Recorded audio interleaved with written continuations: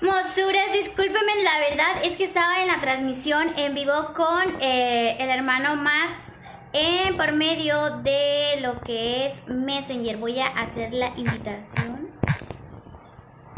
Tengo ahorita otra transmisión en como que en una hora, Mosuras, para que, a ver, ya lo invité.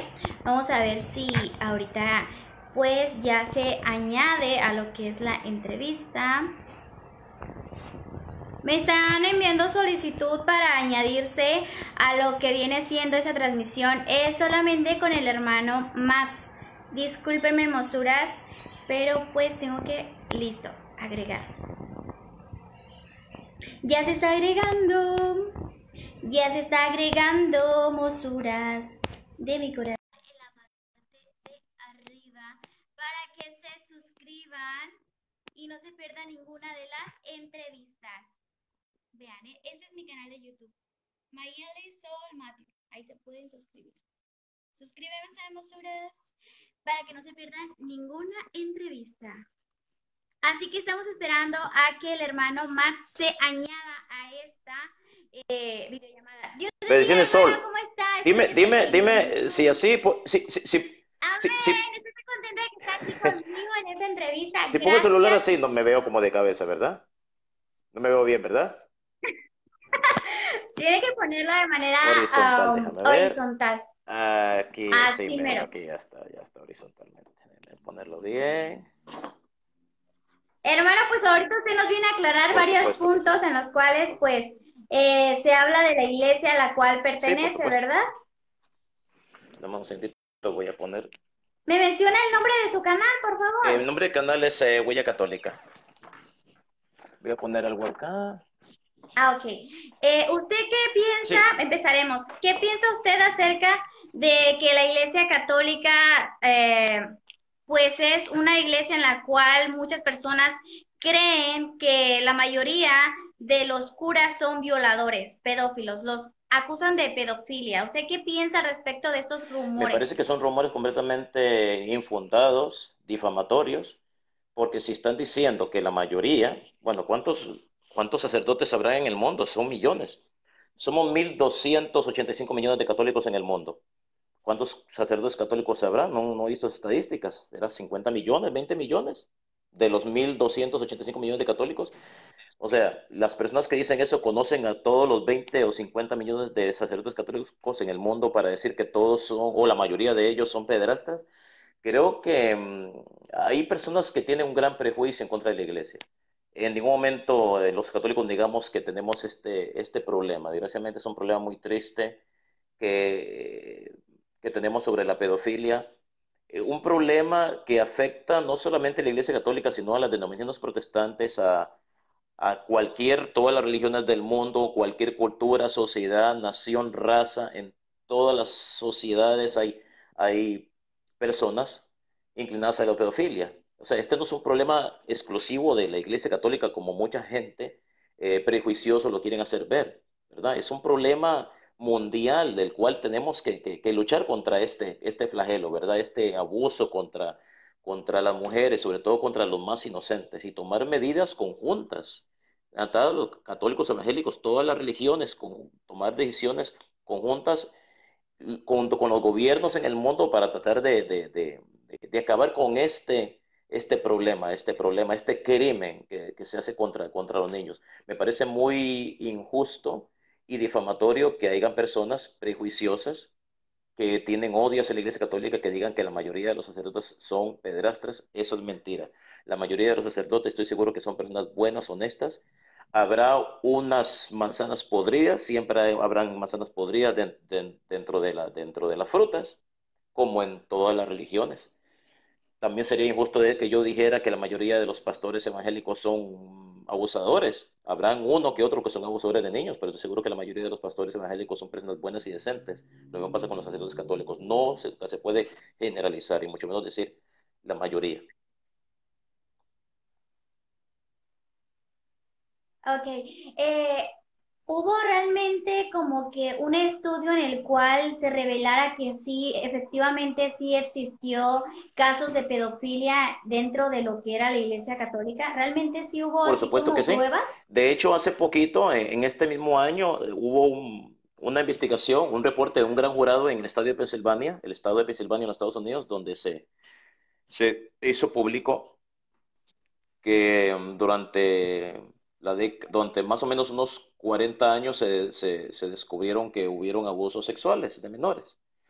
De hecho, el Papa Francisco tomó esta situación muy en serio, hizo una reunión como un sínodo de obispos este año para abordar la situación y sobre cuál va, hacia qué dirección se va a guiar la iglesia para resolver este problema. Han habido demandas de millones de dólares de víctimas.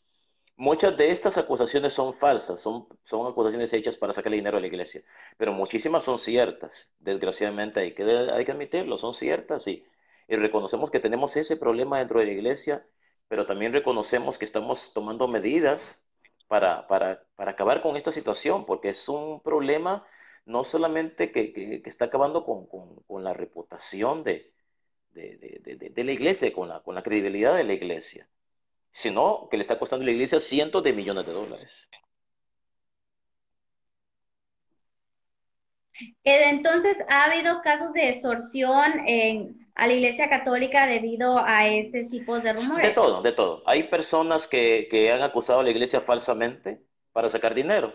Y hay personas que sus acusaciones han sido realmente válidas, donde realmente se ha descubierto que hubieron abusos sexuales.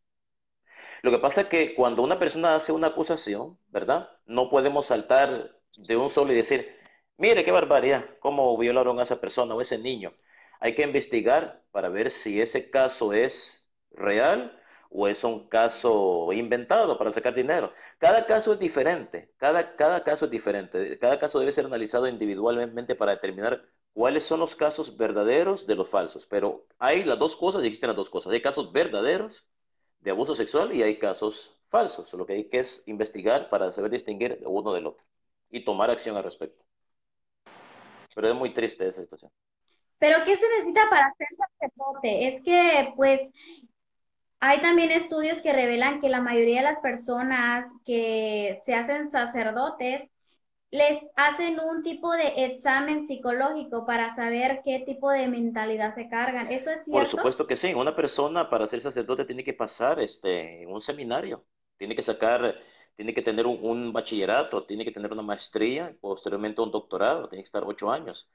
Y se les hace toda clase de exámenes, aparte de que tienen que tomar clases de teología, sociología, psicología, matemática, ciencia, historia de la iglesia, se le hacen evaluaciones psicológicas. Lo que pasa es que, desgraciadamente, los sacerdotes son seres humanos, desgraciadamente, y como cualquier persona, están expuestos, inclusive hasta más que nosotros mismos, los laicos están más expuestos a la tentación, porque ellos hacen votos de pobreza, castidad y obediencia. Castidad, abstenencia de sexo. Y ahí es donde Satanás se aprovecha de tentar a la persona. Entonces, desgraciadamente, son personas muy estudiadas los sacerdotes, pero son pecadores como usted y como yo, y desgraciadamente tienen sus debilidades y realmente no se justifican sus debilidades para que algunos de esos sacerdotes cometan crímenes. Cualquier persona que abusa de un niño o que viola a un niño es un criminal. Tiene que ir a la cárcel. Llámese sacerdotes, llámese pastores, llámese quien sea. Es un criminal. Criminal que se pone un saco o se pone una sotana. Y esa persona no debe de ser sacerdote, debe estar en la cárcel donde tiene que estar en la cárcel. Pero también tenemos que nosotros los cristianos tener misericordia y orar por la iglesia, orar para que Dios nos libre de tantas tentaciones a las cuales han sometido los sacerdotes, pero la persona que cometió un crimen que lo pague. Pero sí realmente hay muchos exámenes que se someten, exámenes psicológicos para ver qué clase de persona es esta, la seminarista, si realmente él quiere ser sacerdote por vocación o porque está ocultando alguna situación de pedofilia, esa serie de cosas, pero se han dado casos de que se han hecho de los años, la persona cae desgraciadamente en este crimen y es una situación muy dolorosa para la iglesia. Ok, muy bien. Hermano. Muchos también han escuchado decir a Rafael Díaz decir en más de una ocasión que fuera de la Iglesia Católica no hay salvación. ¿Esto es verdad o es mentira lo que afirma Rafael Díaz? Sí y no. Les lo voy a explicar. Si una persona está en el deber de abrazar la verdad y seguir la verdad desde el momento mismo que la conoce. Si una persona se crió católica, recibió los sacramentos, eh, fue educada en la iglesia católica, conoce la verdad porque se le inculcó, se le enseñó la verdad. Y esta persona se sale. Sin embargo, si una persona no se crió católica, nació pentecostal o se crió pentecostal, nunca fue católica en su vida, y esta persona trata de vivir su vida como mejor pueda, es honesto o honesta y tiene amor a Dios hacia el prójimo, ¿verdad? Esa persona puede ir al cielo, se puede salvar, aunque no sea católica. Porque esa persona no tiene la culpa de no ser católica. No podemos decir que abandonó una iglesia a la cual nunca perteneció. Entonces no se le puede culpar. Entonces lo que nos enseña la iglesia católica es que la salvación de Cristo está abierta para todas las personas por igual. Para todas las personas, porque todos los seres humanos seremos juzgados por dos leyes. Por la ley de nuestro Señor Jesucristo. Los que conocen las enseñanzas de Jesucristo y se apartan de ellas no tienen excusa. Ellos se van a condenar. Pero hay personas que viven, por ejemplo, en las selvas de África, en las montañas, que nunca conocieron a Cristo, pero van a ser juzgadas por una ley, la ley de la conciencia, porque todos fuimos creados a imagen y semejanza de Dios. Y aun aquellos que dicen que no creen en Dios, que son ateos, saben en su mente y su conciencia el bien y el mal, tienen una noción de lo que es el bien y el mal, y en base a ese conocimiento, esa noción del bien y el mal será juzgados. Muy bien. Eh, ¿Por qué ustedes los católicos como denominación o como iglesia sí bautizan a los niños? Porque los evangélicos tenemos en cuenta de que el bautismo de niños no es bíblico, pero ustedes ¿con qué cita bíblica podrían ustedes decir no Mayelis, no evangélicos? La verdad es que los niños también se deben de bautizar para que alcancen la salvación, la Bueno, la misericordia de gracia. Dios.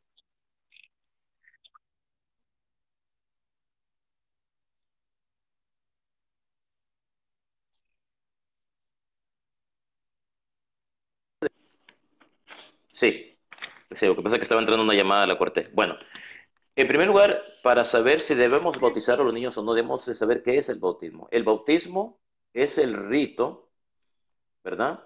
O ceremonia por el cual una persona se convierte en hijo de Dios, en miembro de la iglesia, que es el cuerpo místico de Cristo, templo del Espíritu Santo, discípulo de Cristo y heredero de la salvación. El bautismo nos da esa gracia de pertenecer a la iglesia. Entonces, nosotros no somos quien para negarle a un niño, a una criatura inocente, ese derecho. ¿Cuál derecho? El derecho a recibir la gracia de Dios. ¿Qué tipo de gracia? Ser hijo de Dios. Ahora bien, si leemos Mateo capítulo 28, versículo 19, nos dice así: Vayan pues, dice nuestro Señor Jesucristo, vayan pues a la gente de todas las naciones y háganlas mis discípulos. Bautícenlas en el nombre del Padre, del Hijo y del Espíritu Santo. Ahora yo pregunto, ¿acaso los niños no forman parte de la gente de las naciones? Forman parte de la gente de las naciones. Mucha gente dice, es que un niño no se tiene que bautizar porque hay que pedirle permiso. Bueno, ¿acaso nuestros padres biológicos nos pidieron permiso para traernos al mundo? ¿Acaso nuestros padres biológicos nos pidieron permiso para llevarnos a inscribirnos a una escuela? ¿Para llevarnos al hospital? ¿Para llevarnos a la clínica que nos pusieran nuestras vacunas? ¿Para educarnos en una fe? Por ejemplo, los mismos evangélicos llevan a sus niños muy pequeñitos al culto evangélico. ¿Por qué no esperan a que crezcan y les pidan permiso para ver si ellos quieren ser evangélicos o no? Lo llevan. Claro, no los obligan, no les ponen una pistola en la cabeza, pero lo llevan. ¿Por qué no esperan a que los niños decidan? Es igual. Entonces, creo que un padre tiene la responsabilidad de inculcarle a su hijo los valores cristianos y los valores morales y no tiene que pedirle permiso, porque los padres son responsables de sus hijos, son responsables de su educación moral, de su educación académica y son responsables de su situación espiritual. Ahora mira, May, te voy a leer otro texto.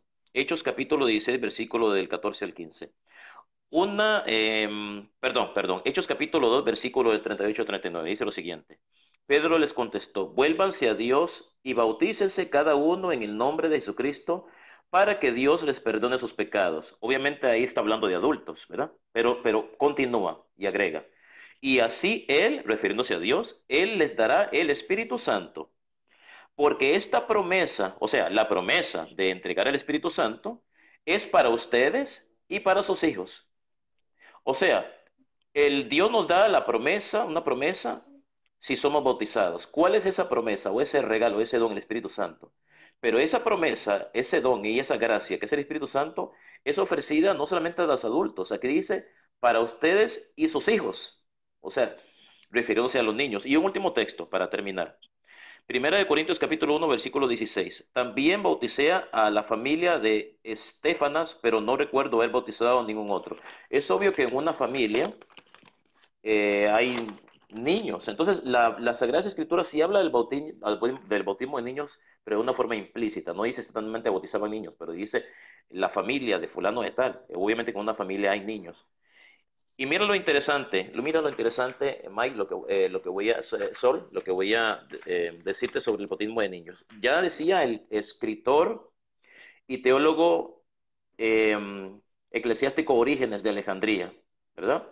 En el siglo II, decía, la iglesia ha recibido de los apóstoles la costumbre de administrar el bautismo incluso a los niños, pues aquellos a quienes fueron confiados los secretos de los misterios divinos sabían muy bien que todos llevan la mancha del pecado original que debe ser lavado por el agua y el bautismo.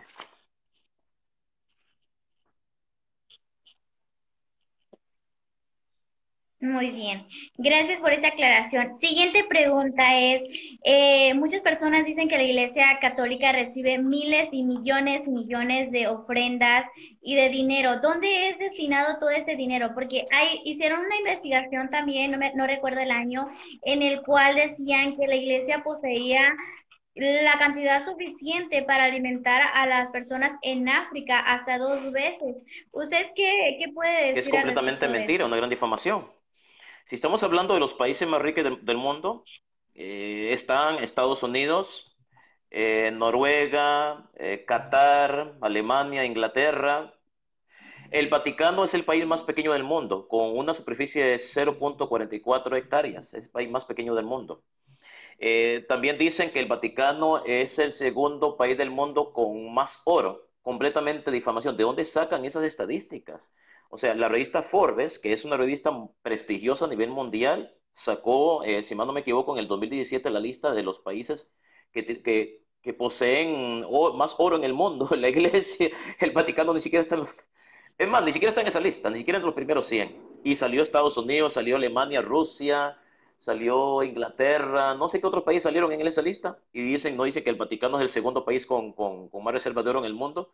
Entonces, una cosa es que una persona lo diga y otra cosa es que presente pruebas. Por eso presénteme pruebas de una revista famosa, de una agencia reconocida independiente que de esos datos. Ahora bien, tú me dijiste de algo así de dinero, ¿verdad?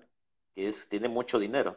Bueno, mira, ¿qué hace la Así es. Iglesia Católica con el dinero de las donaciones que da la gente o con el dinero que se recoge en las misas? Le voy a decir qué hace la Iglesia Católica. En África, la Iglesia Católica tiene con ese dinero, dice, 12.496 escuelas maternas. Usa la Iglesia ese dinero para esos fines.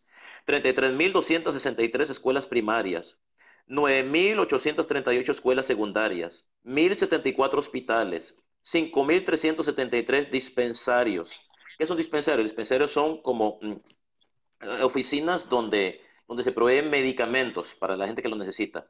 186 leprosarías. Todo eso mantiene la Iglesia Católica, solo en África. 753 casas para ancianos, enfermos, crónicos y minusválidos. 979 orfanatos. 1.997 jardines de infancia.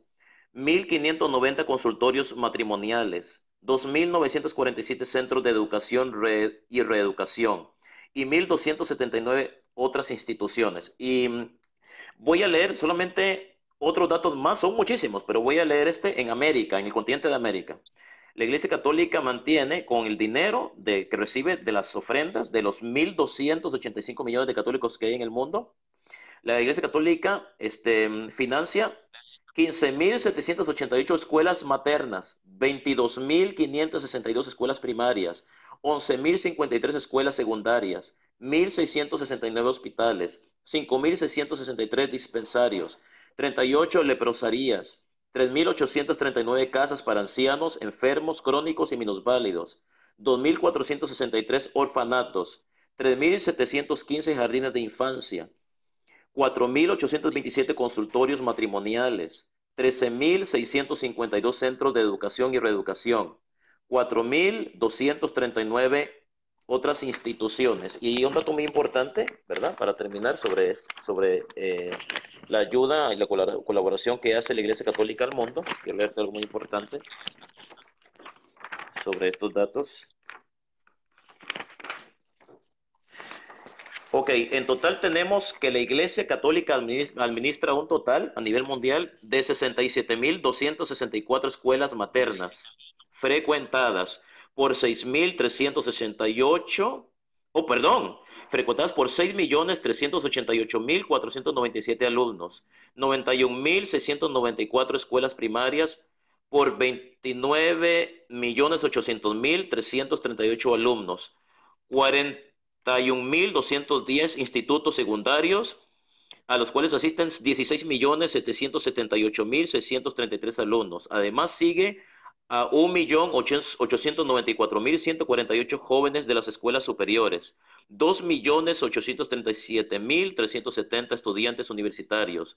Los institutos de beneficencia y asistencia administrados por el mundo por la Iglesia Católica comprenden 5.378.000 hospitales, 18.088 dispensarios, 521 leprosarías, 448 casas de ancianos, enfermos, crónicos y minusválidos, 9.376 orfanatos, 11.555 jardines de infantiles, 13.599 consultorios matrimoniales, 33.146 centros de educación y reeducación social y por último 10.356 instituciones de otros tipos. Todo eso es lo que hace la iglesia con el dinero que se recauda de la limona, de las ofrendas de la gente y de todo eso a nivel mundial. Muy bien. Ahora, la pregunta siguiente es esta. ¿Por qué es necesario que un sacerdote o el papa traiga lo que es, o sea, anillos de oro, cosas de oro? ¿Por qué es necesario tanto lujo? Todo eso tiene una explicación, mira. Voy a hablarte un poquito rapidito sobre las joyas episcopales. El ceremonial de obispo señala que el anillo, el básculo de pastor, la mitra y la cruz pectoral son las insignias episcopales que distinguen a los prelados. El simbolismo de las insignias tienen un origen antiguo y son un signo de la autoridad que las lleva, de quien las lleva. En la iglesia se complementa con su significado espiritual, sobre todo en las ceremonias litúrgicas. El precioso tesoro del Vaticano da testimonio majestuoso del valor de semejantes joyas y de las innumerables historias detrás de ella. En el caso del anillo, es un símbolo de la alianza espiritual del obispo con la iglesia, de su lealtad y de su dispositorio con la santa institución.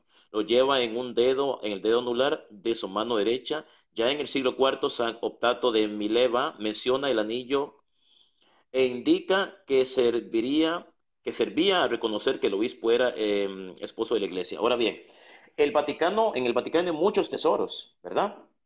Pero esos tesoros artísticos que hay en el Vaticano no le pertenecen al Papa. El Papa, cuando se muera, va a venir otro Papa y va a estar ahí en el Vaticano. Es como, por ejemplo, la Casa Blanca. La Casa Blanca no le pertenece al presidente Donald Trump, es patrimonio de Estados Unidos.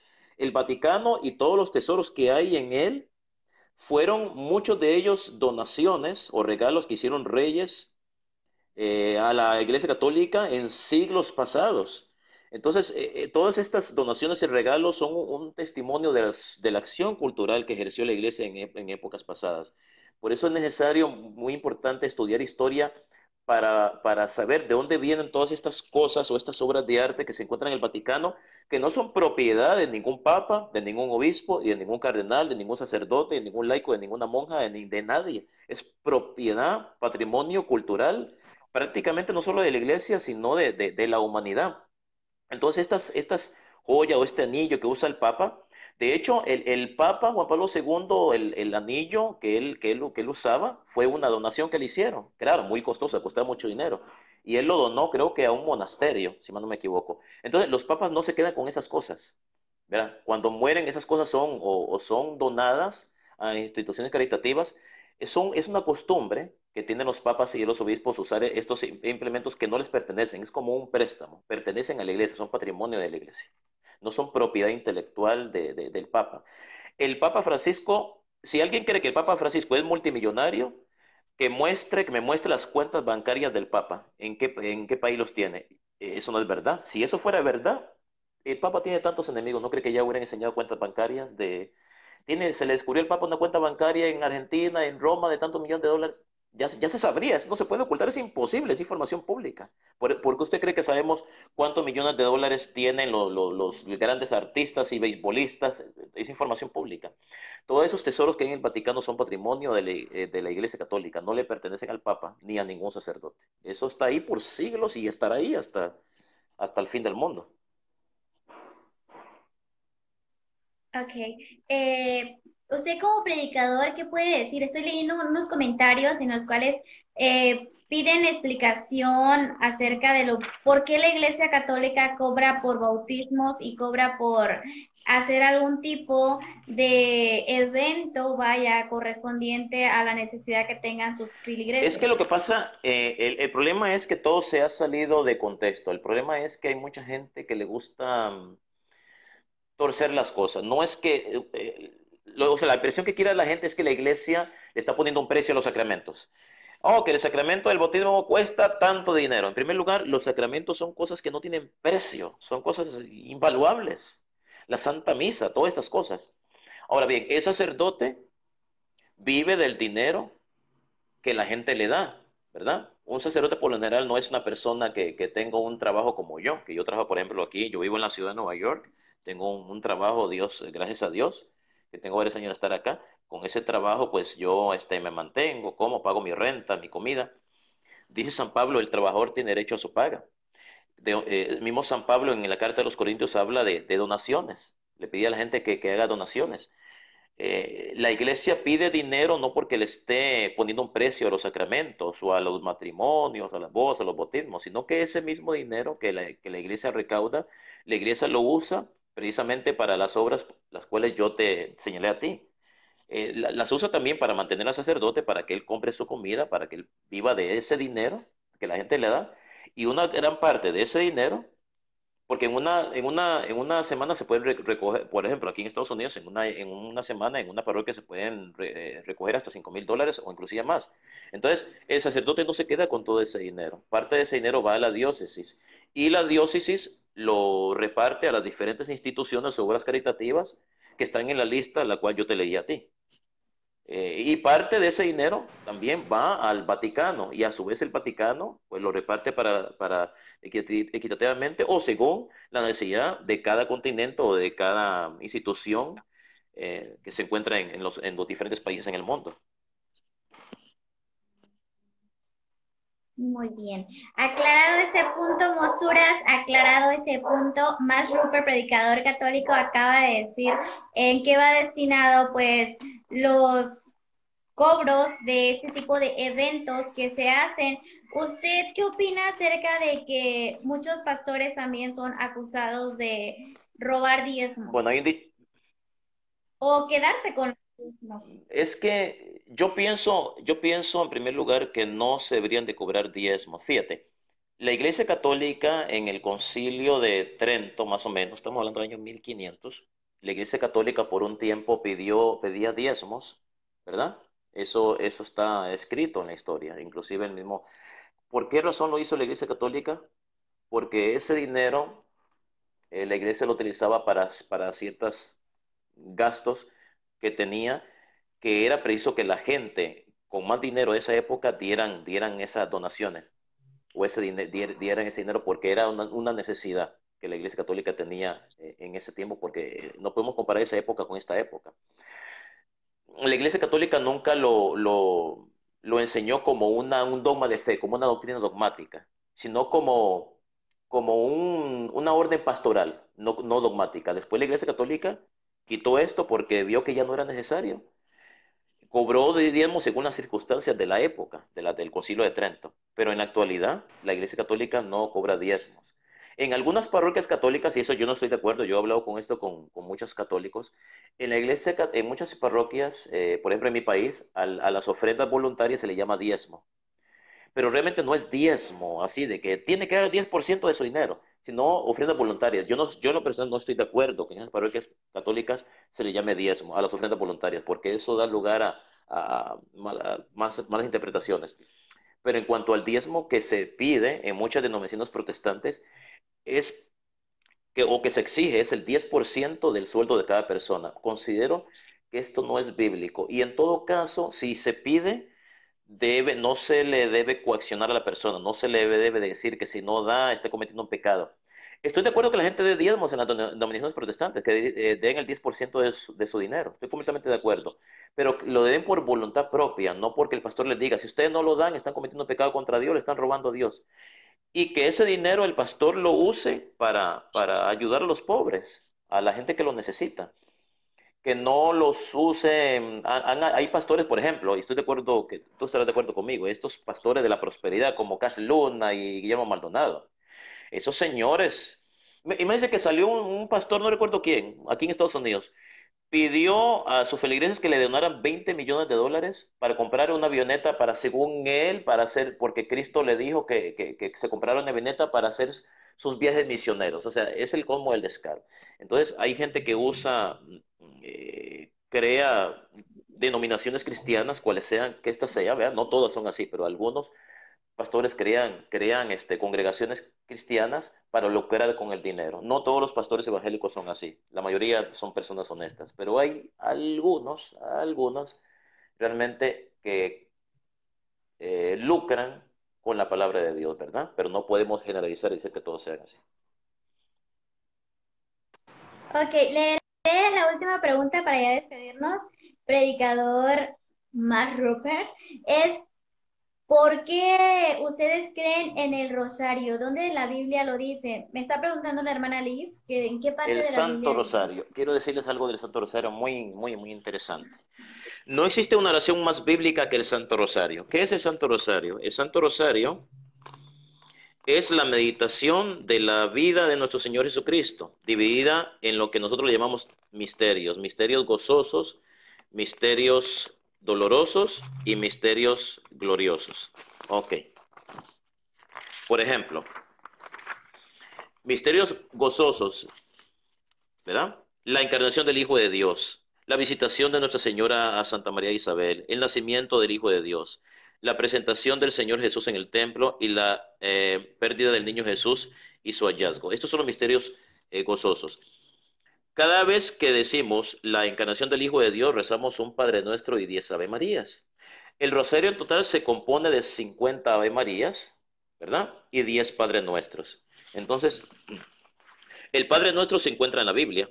Ustedes lo saben muy bien. Cuando Jesús les enseñó a los apóstoles a orar, digan Padre Nuestro que estás en el cielo. En cuanto a la oración de la Ave María, la mitad la mitad de la oración de la Ave María está en la Biblia. Cuando el ángel le dijo a la Virgen María, Dios te salve María, llena eres de gracia, el Señor es contigo. Y cuando María visita a su prima Isabel, Isabel le dice, bendita eres entre todas las mujeres y bendito el fruto de tu vientre. La segunda parte de la oración de la Ave María es una proclamación del Concilio de Efeso, ¿verdad? Porque en esa época hubo un obispo católico que se llamó Nestorio, y Nestorio dijo que era un error llamar a María Madre de Dios, porque él decía que en Cristo habían dos personas, una divina y una humana. Por lo tanto decía que María era madre de la persona humana, pero eso es un error teológico, porque en Cristo no hay dos personas, sino hay dos naturalezas en una sola persona. Entonces, el Concilio de Efeso condenó a Nestorio y dijo que María es madre de Dios en cuanto a que Jesús, el Hijo de Dios que estaba en el vientre de María, era Dios y hombre al mismo tiempo. Entonces el concilio dio esta proclamación. Santa María, Madre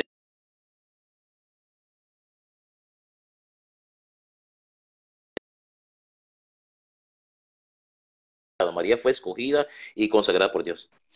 Hermano, ¿le podrían enviar Sí, mensaje? sí. ¿Me permite un poquito, hermano? ¿Le podrían enviar un mensaje a Anthony Lastra que estoy en vivo? Es que me está llamando por WhatsApp. ¿Le podrían decir, Anthony, están en vivo, por favor? Ok, Ahora sí, por entonces favor, continúe. la segunda parte de la oración de la de María no está de una forma, así como lo decimos nosotros, Santa María, Madre de Dios, ruega por nosotros pecadores, sin embargo tiene bases bíblicas. Santa María, María es santa, santa porque fue escogida por Dios para que en ella naciera el Salvador del mundo, que es Cristo Jesús nuestro Señor. Madre de Dios, cuando decimos Madre de Dios, no estamos diciendo Madre de la Trinidad, no estamos diciendo que sea Madre del Padre, no estamos diciendo que sea Madre del Espíritu Santo, sino que nos referimos a la segunda persona de la Santísima Trinidad, que es Jesús, el cual es Dios y hombre. Así que cuando decimos que María es Madre de Dios, nos lo estamos refiriendo a Jesucristo. Entonces, María es la madre de Jesús. Jesús es Dios. Entonces, es la madre de Dios. Refiriéndonos específico a la segunda persona de la Trinidad. Ruega por nosotros los pecadores, ahora y en la hora de nuestra muerte. Amén. Ok, la Biblia no dice específicamente que María intercede por nosotros. Sin embargo, en el Apocalipsis, en el libro de Apocalipsis, podemos darnos cuenta que los ángeles interceden por nosotros. Entonces, la intercesión a María tiene realmente bases bíblicas y se basa en la Sagrada Escritura. Voy a leer rapidito porque es una pregunta que no estaba esperando que me hicieras, pero aquí tengo la respuesta a la pregunta que tú me acabas de hacer sobre la intercesión a los santos. Vamos a leerlo acá. La intercesión a los santos tiene completamente bases bíblicas y voy a dar esas bases en este preciso instante sobre la intercesión a los santos. Ok, Apocalipsis capítulo 5, versículo 7 al 8, dice así. Aquel cordero fue y tomó el rollo de la mano derecha del que estaba sentado en el trono, y en cuanto tomó el rollo, los 4 seres vivientes y los 24 ancianos se pusieron de rodillas delante del cordero. Todos tenían arpas y llevaban copas de oro llenas de incienso, que son las oraciones del pueblo santo. Igual era otro libro más de la Biblia. O el mismo libro, Apocalipsis capítulo 8, versículo 3 al 4. San Juan tuvo esta visión a finales de la primera centuria después de Cristo. Es una visión que él tuvo del cielo, de los ángeles, de las personas que están en el cielo. Y vea lo que dice San Juan. Después vino otro ángel con un incensario de oro y se puso de pie ante el altar y se le dio mucho incienso para ofrecerlo sobre el altar de oro que estaba delante del trono, junto con las oraciones del pueblo santo. Imagínese, el humo del incienso subió de la mano del ángel a la presencia de Dios junto con las oraciones del pueblo santo. Obviamente el ángel no le estaba pidiendo a Dios por las personas que estaban en el cielo. Las personas que estaban en el cielo ya están viendo a Dios, están felices. Le está pidiendo por las personas que estaban en la tierra, por el pueblo de Dios. Imagínense, un ángel ofreciéndole a Dios las oraciones de las personas que están en la tierra, se las estaba presentando a Dios. O sea, estaba intercediendo. Entonces, aquí estoy mostrando que bíblicamente la intercesión explícitamente tiene bases bíblicas. Y como creemos que los santos están en el cielo y María es una mujer santa porque es la madre de nuestro Dios, de nuestro Señor Jesucristo, creemos que ella también intercede por nosotros de la misma forma que la hacen todos los santos. Si un ángel, un santo puede interceder por nosotros, con mucho más razón la madre de nuestro Señor Jesucristo. Entonces, el gloria al Padre, al Hijo y al Espíritu Santo, que está en el rosario, también está en la Biblia. No existe una oración más bíblica que el rosario. Está basada en la vida de nuestro Señor Jesucristo completamente. El Padre Nuestro está en la Biblia, la primera mitad de la de María está en la Biblia, la segunda parte de la de María tiene bases bíblicas, como por ejemplo la intercesión de los santos, la acabo de mostrar. El gloria al Padre, al Hijo y al Espíritu Santo está en la Biblia, es una oración completamente bíblica. Muy bien.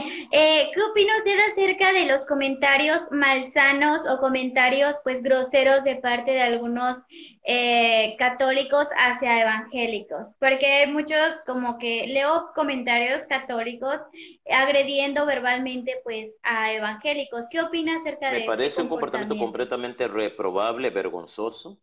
Esos católicos no nos representan. Y desgraciadamente hay personas que piensan que todos los católicos somos iguales porque hay católicos que son mal educados, ¿verdad? Creo que no nos representan a nosotros los católicos, no nos representan. Creo que nosotros los católicos debemos de dar razón de nuestra fe.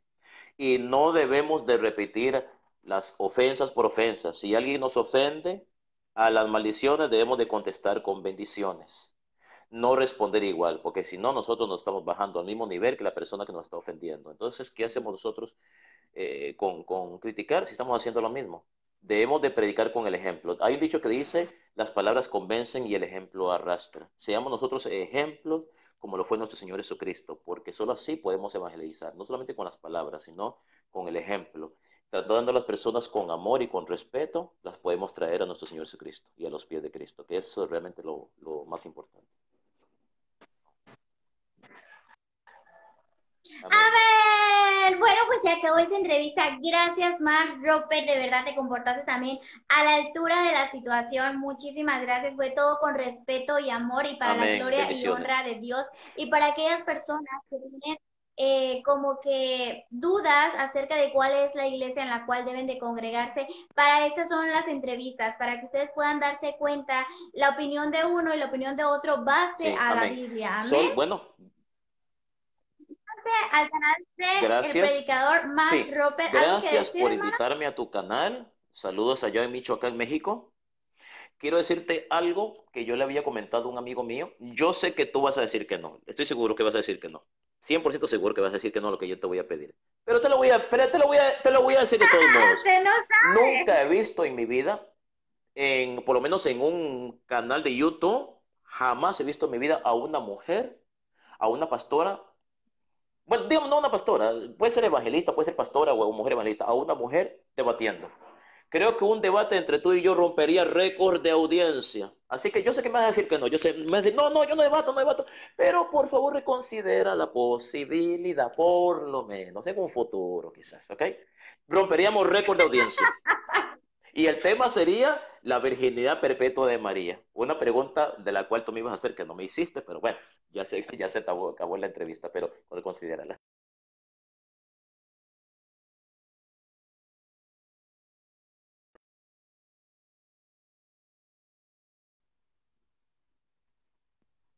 Sí, Disculpen, es que me están llame y llame. Anthony Lastra, tratando de llamarme. Están llamándome Anthony Lastra y por eso. Pero de verdad que voy a considerar el gracias. hecho Que de lo que Dios te ustedes han dicho. bendiga a la reina de México de Michoacán, Sol. Que Dios te bendiga. Bendiciones. Amén, Dios le bendiga muchísimo. Suscríbanse a su canal, suscríbanse al mío, aquí está. Todas estas entrevistas voy a subirlas a mi canal de YouTube. Solo téngame paciencia porque me la paso algo ocupada con entrevistas, pero voy a estar subiendo una por una. Así que Dios les bendiga muchísimo a cada uno de los mosuras, los amo. Ahorita a las 12 tengo una entrevista y a la 1 también. Así que bendiciones, azúcar.